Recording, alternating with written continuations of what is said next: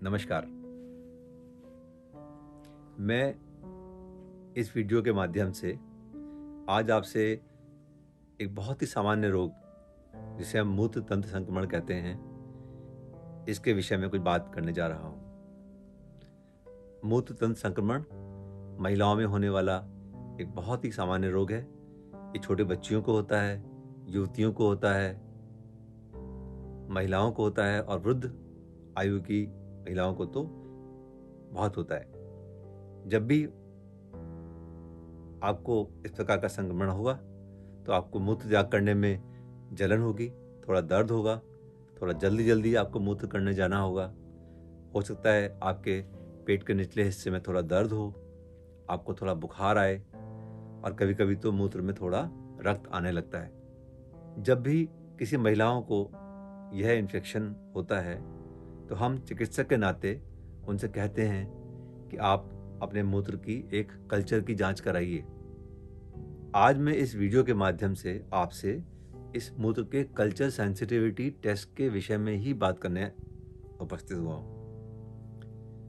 सर्वप्रथम तो आप ये जानिए कि ये संक्रमण होता कैसे है।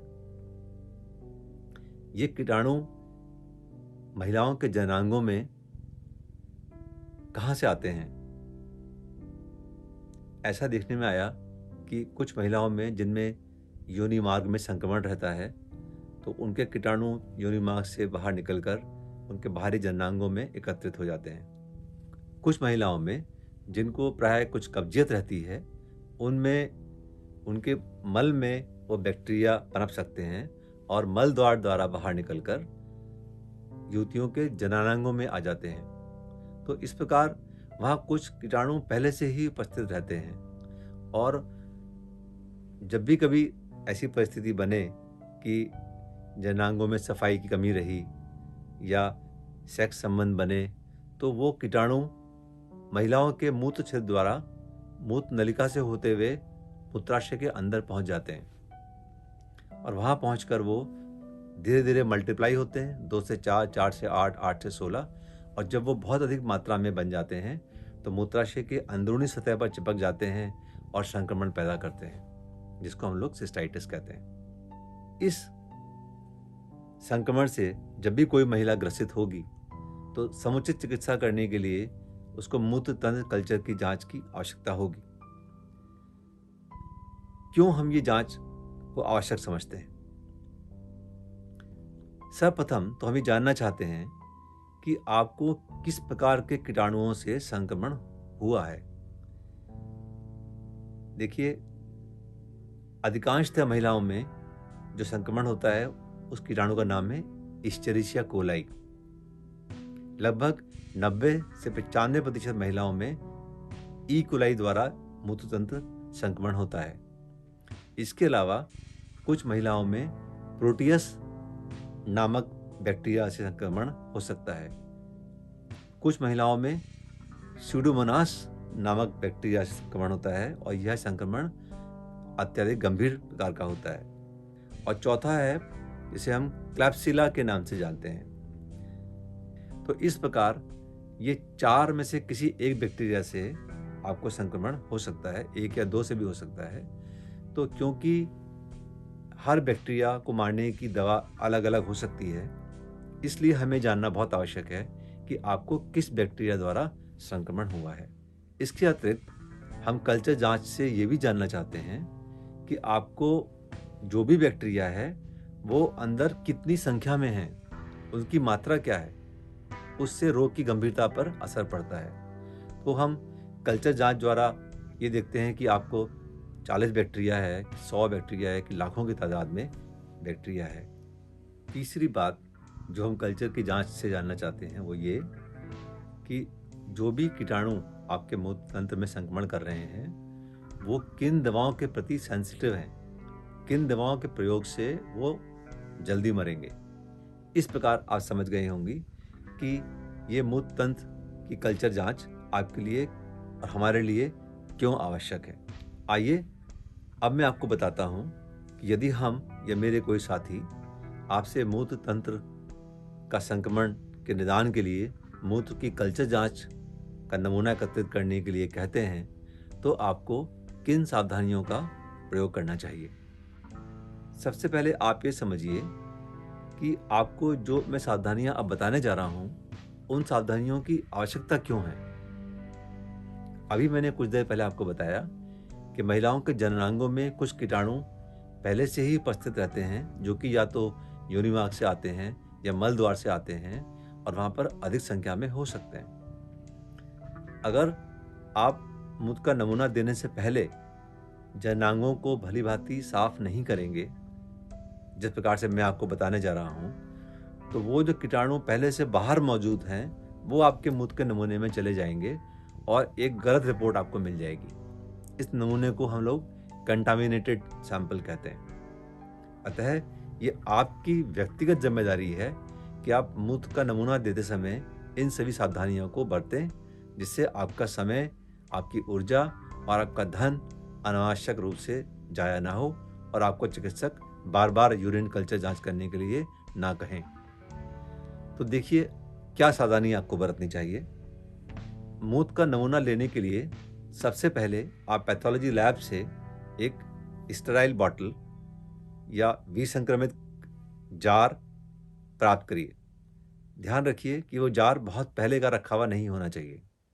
जब आप मूत्र का नमूना इकट्ठा करने के लिए शौचालय में जाएं, सबसे पहले अपने हाथों को भली भांति अच्छे प्रकार से साबुन पानी से रगड़ कर साफ कर लें और फिर उसको सुखा लें। मूत्र का नमूना देने से पहले आपको अपने जननांगों को भली भांति साफ करना है, क्योंकि वहां पर पहले से ही कोई कीटाणु मौजूद रहते हैं और वो आपके सैंपल को कंटामिनेट कर सकते हैं। अतः उनको भली भांति साफ करना आवश्यक है। इसके लिए आप बाजार में उपलब्ध स्टेराइल वाइप्स लें और एक बार में आपको 3 वाइप्स इस्तेमाल करने हैं।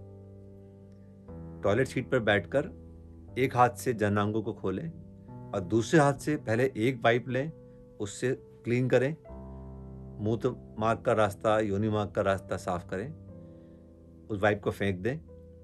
दूसरा वाइप लें, फिर उससे क्लीन करें, उसको फेंक दें और फिर तीसरा वाइप लें, उससे क्लीन करें। इस प्रकार कृपया ध्यान रखें कि आप एक के बाद एक बारी बारी से 3 वाइप्स का प्रयोग करें। यदि किसी कारणवश आपको वाइप उपलब्ध नहीं है तो आप अपने घर में उपस्थित जो लिक्विड सोप, मेडिकेटेड सोप होते हैं, उनका भी प्रयोग कर सकती हैं।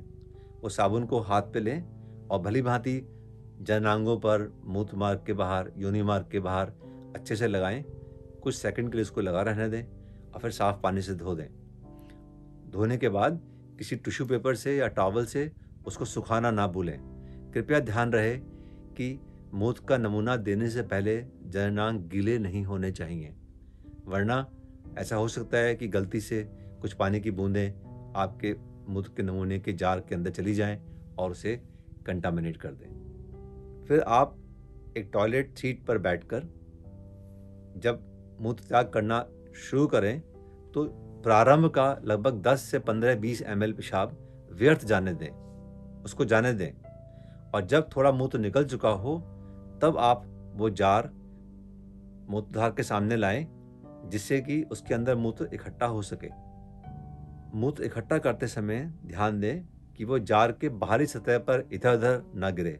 ऐसा करने से वो बॉटल स्लिपरी हो जाएगी और आपके हाथ से गिर सकती है। लगभग 10 से 15 ml मूत्र का नमूना जार में इकट्ठा करें और फिर जार को टाइट करके बंद कर दें। जार में नमूना इकट्ठा करने के बाद आप शीघ्र से शीघ्र उस नमूने को पैथोलॉजी लैब में पहुंचाएं। ध्यान रहे कि वो नमूना आपके घर या किसी स्थान पर अधिक समय के लिए रुका ना रहे। ऐसा करने से इसके अंदर बैक्टीरिया की संख्या बढ़ सकती है और आपकी रिपोर्ट गलत हो सकती है। यदि आप पैथोलॉजी लैब से दूर रहती हैं तो बेहतर होगा कि आप लैब में ही चली जाएं और लैब की शौचालय में जाकर वहां पर नमूना दें। ऐसा करने से आपका समय बचेगा और सही से नमूना इकट्ठा हो सकेगा। कल्चर जांच के विषय में मुझे आपको बताना है कि इसकी रिपोर्ट प्राय 48 से 72 घंटे के अंदर तैयार होती है। इतना समय लगता है बैक्टीरिया को लैब में ग्रो होने में और कौन सी दवा से वो मरेगा ये जानने में। कृपया अपने पैथोलॉजी लैब पर या डॉक्टर पर जल्दी रिपोर्ट देने का दबाव ना बनाएं, ऐसा उचित नहीं।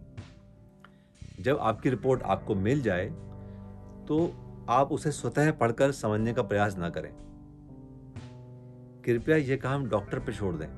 उन्हें समझने दें कि आपकी रिपोर्ट में क्या आया है और आपकी रिपोर्ट में देखकर कौन सी दवा आपके लिए उपयुक्त होगी।